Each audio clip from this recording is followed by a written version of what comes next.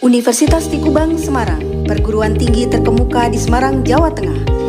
Peringkat 2 sekota Semarang, peringkat 4 se-Jawa Tengah, peringkat 77 se-Indonesia.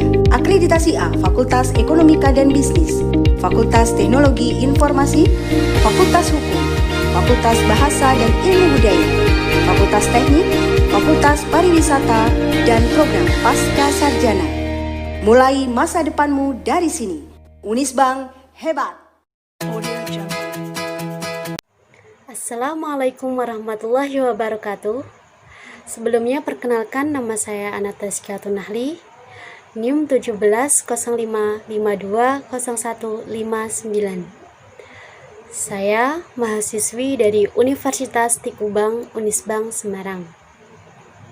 Program studi S1 Akuntansi, Fakultas Ekonomika dan Bisnis. Pada kesempatan kali ini, saya ingin mempresentasikan tentang audit investigatif dengan teknik audit. Tujuan presentasi ini untuk memenuhi ujian akhir semester mata kuliah audit investigatif dengan dosen pengampu Bapak Arif Himawan Dwonugroho, SE, AK, MM, CA, CPA. Langsung saja kita ke pembahasan materi. Di sini ada beberapa materi yang akan saya bahas. Di antaranya ada pengertian teknik audit, tujuan audit investigatif, tujuan audit atas laporan keuangan, kunci keberhasilan dalam audit investigatif, teknik-teknik audit, memeriksa fisik dan mengamati, meminta informasi dan konfirmasi, memeriksa dokumen, review analitikal, menghitung kembali, perbedaan intensitas audit atas laporan keuangan dan audit investigatif. Sebelumnya saya akan menjelaskan terlebih dahulu apa itu audit investigatif. Audit investigatif adalah proses mencari, menemukan, mengumpulkan, dan menganalisis serta mengevaluasi bukti-bukti secara sistematis oleh pihak yang berkompeten dan independen untuk mengungkapkan fakta atau kejadian yang sebenarnya tentang indikasi tindak pidana korupsi atau tujuan spesifik lainnya sesuai peraturan yang berlaku.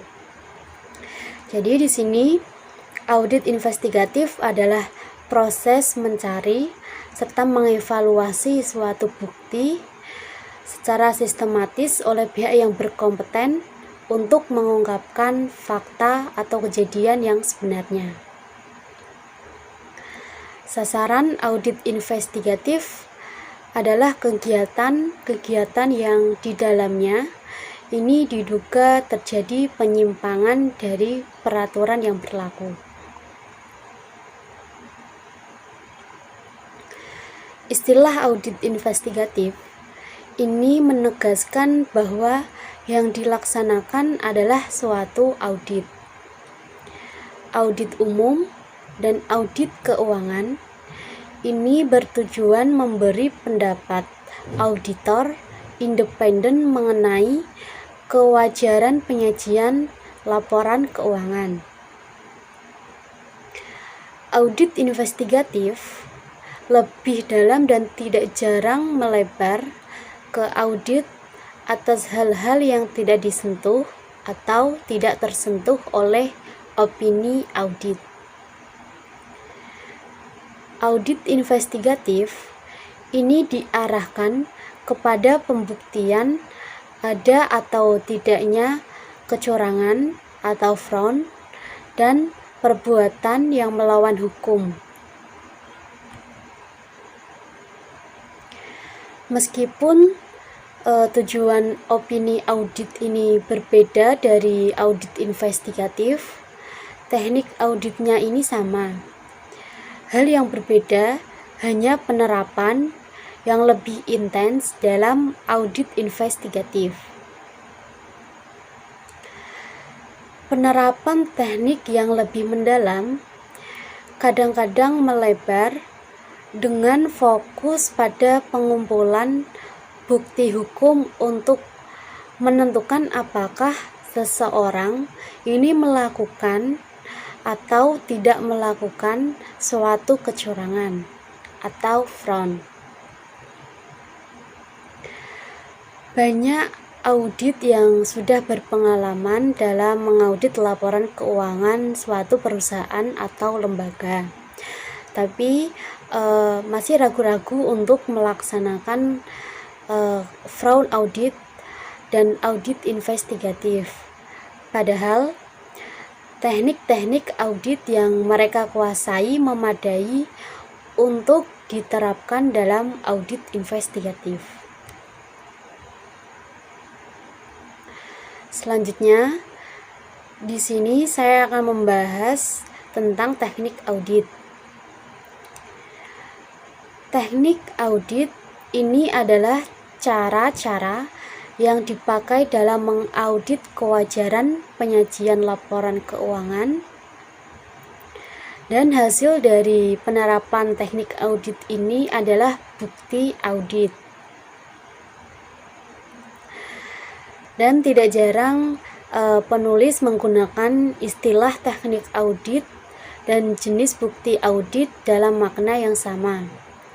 Jadi di sini teknik audit adalah cara yang dipakai atau digunakan investigator atau auditor untuk mengaudit kewajaran laporan keuangan. Apakah dalam laporan tersebut tidak ada bentuk kecurangan atau fraud. Selanjutnya, di sini ada tujuan dari audit investigatif dan tujuan audit atas laporan keuangan. Tujuan audit investigatif adalah mengumpulkan bukti-bukti yang dapat diterima oleh ketentuan perundang-undangan yang berlaku atau mengumpulkan bukti hukum dan barang bukti sesuai dengan hukum secara acara atau hukum pembuktian yang berlaku. Sedangkan dalam audit atas laporan keuangan, ini tujuannya adalah memberikan pendapat atau independent auditor opini mengenai kewajaran laporan keuangan sesuai dengan standar akuntansi keuangan. Hasil audit ini ditunjukkan oleh bentuk opini seperti unqualified opini, qualified opini, disclaimer of opini, atau adverse opini. Dalam audit atas laporan keuangan, auditor mengumpulkan bukti audit untuk memberikan reasonable assurance atau keyakinan yang memadai. Audit investigatif ini lebih dalam dan lebih luas dari audit atas laporan keuangan, karena bukti hukum dan barang bukti yang dikumpulkan akuntan forensik akan diuji dalam persidangan. Persidangan di sini bisa di pengadilan atau di luar pengadilan. Pengujian inilah yang akan menentukan apakah bukti dan barang bukti ini dapat menjadi alat bukti yang dapat memberikan keyakinan kepada majelis hakim di dalam pengadilan atau di luar pengadilan.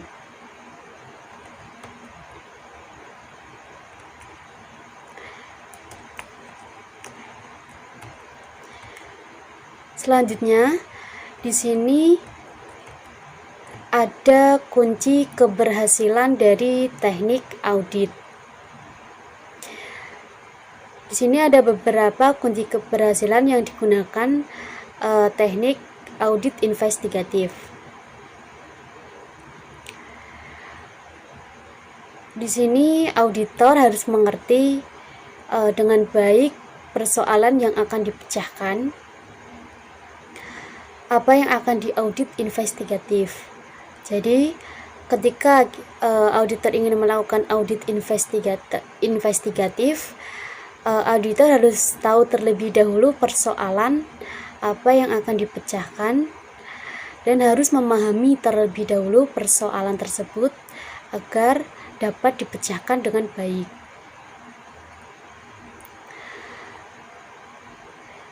Investigator di sini harus menguasai dengan baik teknik-teknik audit investigatif. Penguasaan yang baik memungkinkan investigator menerapkan teknik yang tepat untuk menyelesaikan persoalan yang investigator identifikasi. Jadi, kunci keberhasilan dari teknik audit ini, auditor harus menguasai terlebih dahulu teknik-teknik audit investigatif agar auditor ini dapat memecahkan persoalan tersebut dengan baik. Investigator di sini juga harus cermat dalam menerapkan teknik yang dipilih. Biarpun tekniknya ini tepat, apabila pelaksanaannya ini tidak cermat, maka hasilnya tidak seperti yang diharapkan. Itulah sebabnya mengapa professional care merupakan standar audit yang penting. Dalam audit investigatif, kecermatan ini terlihat antara lain dari cara investigator mengajukan pertanyaan, menentukan kapan pertanyaan tersebut harus diajukan, menindaklanjuti jawabannya, dan mempertanyakan sesuatu kepada yang diaudit. Selanjutnya, investigator ini harus cermat dalam menarik kesimpulan dari hasil penerapan teknik investigator. Investigator ini pilih temuan yang kelihatannya sepele di tangan penyelidik yang mempunyai pengetahuan dan pengalaman yang luas dan merupakan bukti yang kuat dalam proses pengadilan. Selanjutnya di sini saya akan membahas tentang teknik yang digunakan dalam teknik audit. Di sini ada 7 teknik yang digunakan dalam teknik audit. Yang pertama, di sini ada memeriksa fisik. Yang kedua, di sini ada meminta konfirmasi atau confirmation. Yang ketiga, memeriksa dokumen atau documentation. Yang keempat, ada review analytical atau analytic review atau analytical review. Yang kelima, di sini ada meminta informasi lisan atau tertulis auditi atau inquiries of the auditee. Yang keenam, di sini ada menghitung kembali atau re-performance. Dan yang ketujuh, di sini ada mengamati atau observation. Jika ketujuh teknik ini bisa diterapkan dalam audit umum, maka bukti audit berhasil dihimpun akan mendukung pendapat auditor independen.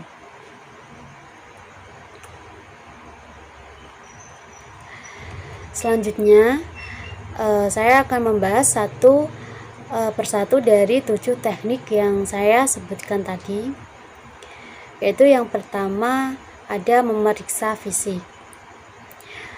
Memeriksa fisik di sini lazimnya diartikan sebagai perhitungan uang tunai, baik dalam mata uang rupiah atau mata uang asing, kertas berharga, persediaan barang, dan barang berwujud atau tangible asset. Yang kedua, di sini ada meminta konfirmasi. Teknik kedua ini meminta konfirmasi, ini meminta kepada pihak lain dari yang diaudit investigatif untuk menegaskan kebenaran atau ketidakbenaran suatu informasi. Dalam audit, teknik ini umumnya diterapkan untuk mendapat kepastian mengenai saldo utang piutang. Akan tetapi sebenarnya dapat diterapkan untuk berbagai informasi keuangan maupun non-keuangan. Dalam audit investigatif, kita harus memperhatikan apakah pihak ketiga mempunyai kepentingan dalam audit investigatif. Contohnya dalam kasus tender pengadaan barang, ini permintaan konfirmasi dari penyuplai yang cenderung melindungi pejabat, ini perlu diperkuat misalnya dengan konfirmasi dari Direktorat Jenderal Bea Cukai kalau barang tersebut ini diimpor. Selanjutnya di sini ada pemeriksaan dokumen.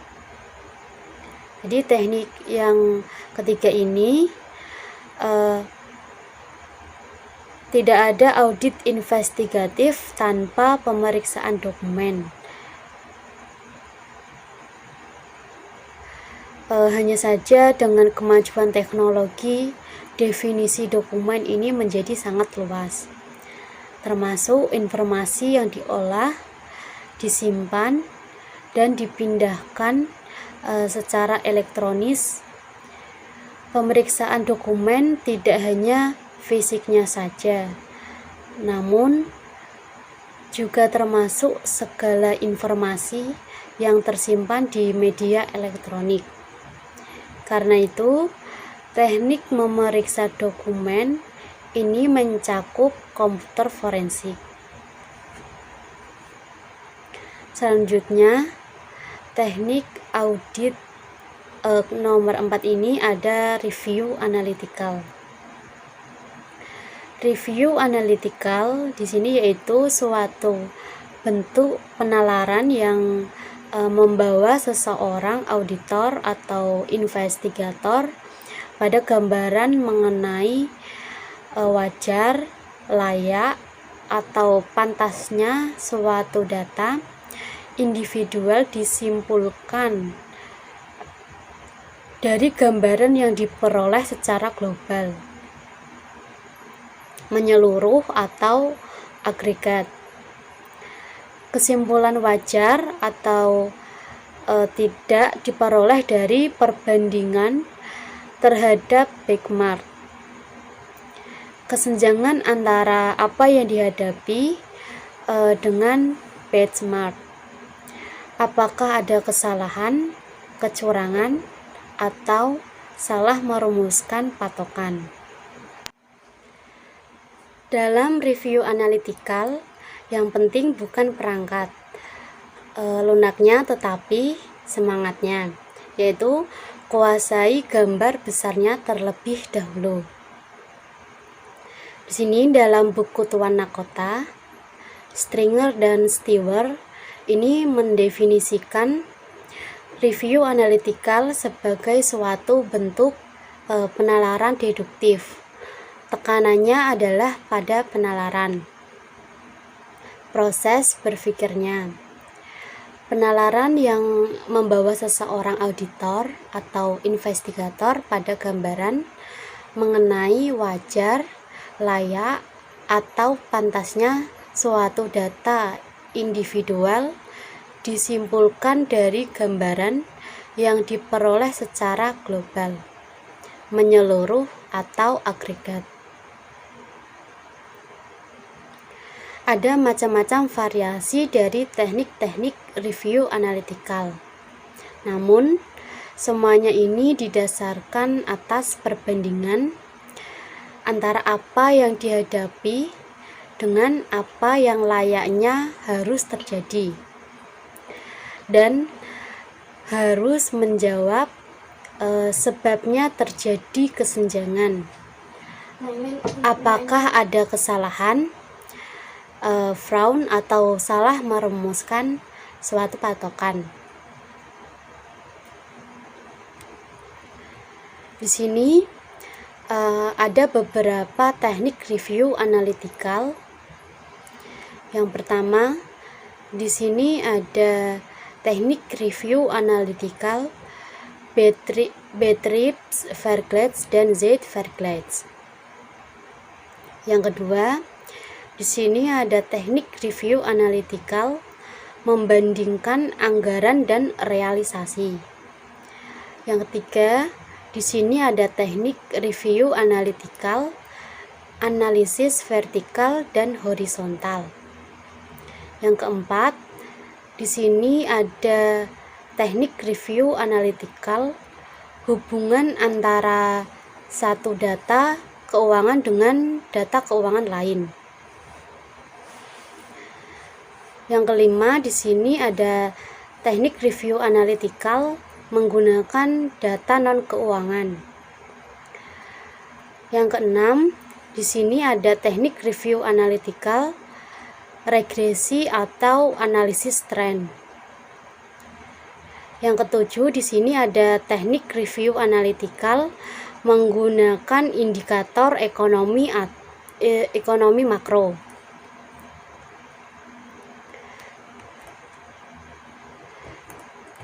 Selanjutnya, kita akan bahas satu persatu dari teknik review analytical yang telah saya sebutkan tadi. Ada 7 teknik review analytical.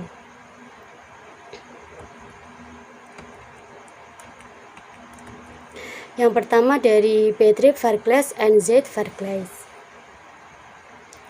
Dalam Betriebs Vergleich, di sini membandingkan perusahaan yang diaudit investigatif dengan saingannya yang seukuran. Terutama kalau Betrieb lainnya cukup banyak, kita bisa mempunyai rata-rata industri yang andal. Pada dasarnya, Betriebs Vergleich ini yang dimanfaatkan akademisi untuk menganalisis kompetisi atau persaingan.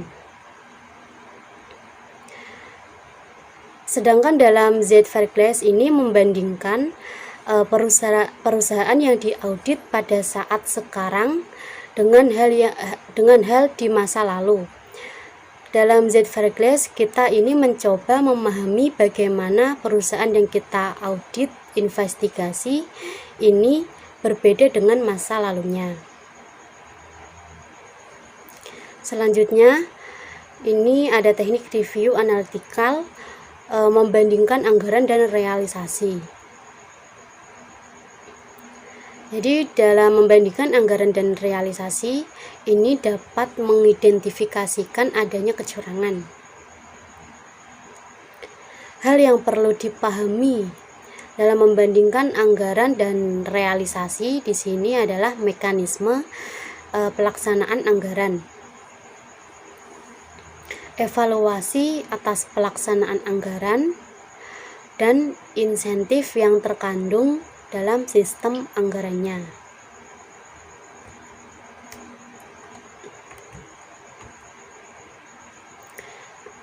Selanjutnya di sini ada teknik review analytical, yaitu analisis vertikal dan horizontal. Analisis vertikal dan horizontal ini merupakan analisis rasio laporan keuangan. Analisis vertikal ini menunjukkan rasio antara suatu akun dengan akun lainnya dalam laporan keuangan untuk tahun yang sama. Contoh analisis vertikal dalam laporan laba rugi di sini ada rasio antara harga penjualan dengan penjualan, rasio antara laba kotor dengan penjualan, rasio antara biaya penjualan dengan penjualan, dan lain sebagainya. Analisis vertikal ini dapat dilakukan untuk neraca. Akun-akun neraca dapat dibandingkan misalnya dengan jumlah aset. Dengan analisis vertikal, kita dapat mengubah angka-angka laporan keuangan dari nilai yaitu rupiah atau mata uang lainnya menjadi angka-angka dalam persentase atau persen. Laporan keuangan dalam persentase ini disebut laporan keuangan yang berukuran sama. Sedangkan di sini analisis horizontal menunjukkan perubahan, kenaikan atau penurunan suatu akun untuk suatu tahun dibandingkan tahun sebelumnya atau tahun berikutnya. Angka-angka untuk akun yang sama dari tahun sebelumnya atau tahun berikutnya dalam penyajian laporan keuangan disajikan berdampingan. Oleh karena itu, ini kenapa analisis ini disebut analisis horizontal. Jadi, sini cukup jelas dari analisis vertikal. Di sini menunjukkan rasio antara suatu akun dengan akun lainnya dalam laporan keuangan untuk tahun yang sama. Sedangkan untuk analisis horizontal, di sini menunjukkan perubahan, yaitu perubahan bisa kenaikan atau penurunan suatu akun untuk suatu tahun dibandingkan tahun sebelumnya atau tahun berikutnya. Selanjutnya di sini ada hubungan antara satu data keuangan dengan data keuangan lain. Jadi beberapa akun baik dalam suatu maupun beberapa laporan keuangan bisa mempunyai keterkaitan yang dapat dimanfaatkan untuk review analytical. Contohnya di sini adalah angka penjualan dengan piutang dan persediaan rata-rata, angka penjualan dengan bonus bagian penjualan, penghasilan bunga dengan saldo rata-rata tabungan. Selanjutnya di sini dalam review analytical ada menggunakan data non keuangan. Review analytical adalah mengenal pola hubungan relationship pattern. Pola hubungan ini tidak hanya antara satu data keuangan dengan data keuangan lain. Pola hubungan keuangan ini pun bisa bermacam-macam bentuknya. Contohnya di sini dalam bisnis perkebunan ada hubungannya antara jumlah pupuk yang dipergunakan dengan hasil produksi atau panen, angka masukan maupun angka keluaran di sini dinyatakan dalam satuan non keuangan seperti jumlah ton untuk pupuk dan sawit. Selanjutnya di sini teknik review analytical ada regresi atau analisis tren. Dengan data historical yang memadai, review analytical dapat menggunakan tren. Jadi berbagai perangkat lunak ini mempermudah perhitungan dan grafiknya. Selanjutnya, review analytical di sini ada menggunakan indikator ekonomi makro. Indikator-indikator yang digunakan dalam ekonomi makro di sini seperti inflasi, tingkat pengangguran, cadangan devisa, indikator ekonomi negara-negara yang menjadi partner perdagangan Indonesia, harga minyak mentah dan komoditi lain. Jadi itu yang indikator ekonomi yang digunakan dalam review analytical. Selanjutnya di sini ada teknik audit, yaitu meminta informasi lisan atau tertulis dari auditi. Jadi meminta informasi baik lisan maupun tulisan kepada auditi ini merupakan prosedur yang bisa dilakukan auditor. Permintaan informasi ini penting dan juga merupakan prosedur yang normal dalam suatu audit investigatif. Permintaan informasi harus dibarengi, diperkuat atau dikolaborasi dengan informasi dari sumber lain atau diperkuat dengan cara lain. Selanjutnya, dalam teknik audit ini ada menghitung kembali. Menghitung kembali atau report from tidak lain dari mengecek atau kebenaran perhitungan bisa kali, bagi, tambah, kurang. Ini prosedur yang sangat lazim dalam audit. Biasanya tugas ini diberikan kepada seorang yang baru mulai bekerja sebagai auditor, seperti seorang auditor junior di kantor akuntan. Dalam audit investigatif, perhitungan yang dihadapi umumnya sangat kompleks, didasarkan atas kontrak atau perjanjian yang rumit. Mungkin sudah terjadi perubahan dan renegosiasi berkali-kali dengan pejabat yang berbeda. Di sini ada contoh dari perhitungan kembali, yaitu perhitungan cost recovery oleh kontraktor bagi hasil. Cost recovery ini sangat besar jumlahnya. Kalau tidak dihitung kembali oleh lembaga pemeriksa independen, cost recovery ini rawan akan penyalahgunaan. Selanjutnya, teknik audit selanjutnya di sini ada mengamati. Mengamati di sini sering diartikan sebagai pemanfaatan indera kita untuk mengetahui sesuatu. Jadi di sini mengamati ada contoh dari mengamati, yaitu ketika kita melakukan kunjungan, kita mengamati kunjungan ke pabrik. Ini kita mengamati, kita melihat luasnya pabrik, peralatan yang ada di pabrik, kegiatan yang dilakukan, banyaknya dan beragam tenaga kerja yang ada di pabrik tersebut. Kita juga mendengar kebisingan ataupun keheningan dalam pabrik tersebut. Biasanya kita juga bisa mencium atau membaui sesuatu yang wangi, seperti jika di pabrik itu memproduksi parfum, kita bisa mencium aroma parfum tersebut.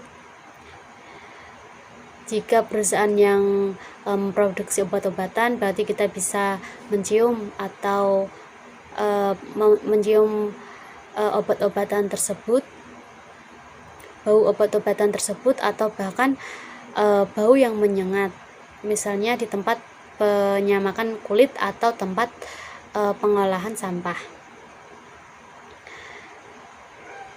Jadi mengamati di sini dalam contoh yang saya sebutkan tadi, ini adalah menggunakan indera, bisa salah satu atau beberapa indera sekaligus. Jadi di sini tadi dari awal yang saya sebutkan, dari teknik audit ada pemeriksaan fisik, dan sekarang yang saya sebutkan di sini ada pengamatan atau mengamati. Padahal dalam kedua teknik ini investigator menggunakan inderanya untuk mengetahui atau memahami sesuatu. Selanjutnya, di sini ada perbedaan intensitas audit atas laporan keuangan dan audit investigatif. Jadi, dari dalam audit atas laporan keuangan ini mungkin berpikir bahwa teknik observasi perhitungan persediaan barang sekedar untuk melihat kecocokan jumlah fisik dan jumlah administrasi. Jadi selama jumlah kedua informasi ini cocok, maka auditor ini puas. Sedangkan untuk auditor dalam audit investigatif ini memanfaatkan teknik observasi perhitungan persediaan barang untuk menentukan apakah persediaan barang tidak terlalu banyak dibandingkan dengan kebutuhan normal atau jumlah pesanan yang ekonomis. Auditor ini melihat potensi kecurangan dalam pengadaan barang yang berlebihan. Tidak jarang cara berpikir yang kurang hati-hati dalam audit atas laporan keuangan atau cara berpikir lebih hati-hati dalam audit investigatif. Di sini seolah-olah membedakan keduanya. Ini sebenarnya tidak boleh terjadi. Cara berpikir auditor untuk audit atas laporan keuangan dan auditor dalam audit investigatif seharusnya ini sama. Profesionalisme skeptisme harus dianut oleh auditor untuk audit atas laporan keuangan maupun auditor dalam audit investigatif. Meskipun tujuan intensitas kedua jenis audit ini berbeda. Jadi kesimpulannya di sini dalam audit atas laporan keuangan tujuannya adalah memberikan pendapat mengenai kewajaran laporan keuangan sesuai standar akuntansi opini. Hasil audit ini adalah ditunjukkan dalam bentuk opini.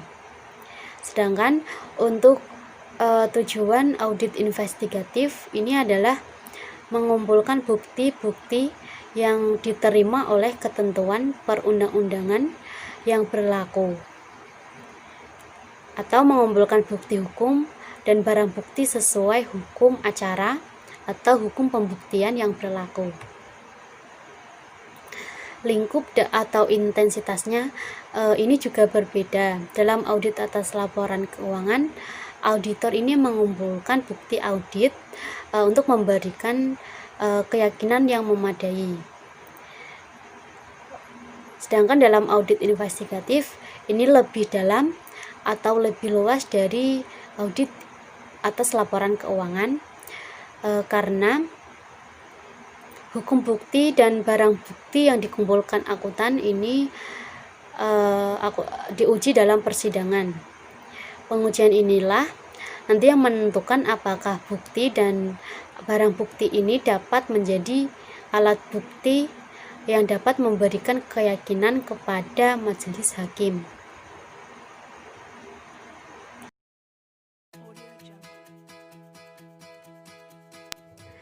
Sebelum saya tutup presentasi ini, ada kata-kata motivasi yang akan saya sampaikan. Belajar memang tidak lantas membuat kita langsung sukses, namun kebanyakan orang sukses adalah pembelajar sejati. Karena sukses itu tidak ada yang instan. Jangan cuma kerja keras, tetapi harus kerja cerdas. Orang tidak akan peduli prosesmu, mereka hanya peduli pencapaianmu. Sekian presentasi dari saya. Apabila ada kesalahan dalam tutur kata penyampaian materi ini, saya mohon maaf. Semoga materi pembelajaran ini bisa bermanfaat bagi teman-teman semua. Tetap jaga kesehatan di saat pandemi sekarang ini. Jaga jarak dan jangan lupa selalu pakai masker ketika keluar rumah. Jangan lupa cuci tangan dan selalu pakai hand sanitizer. Karena sejatinya mencegah itu lebih baik daripada mengobati. Jangan lupa like, comment, and subscribe video saya, karena like dan comment subscribe kalian berarti untuk saya.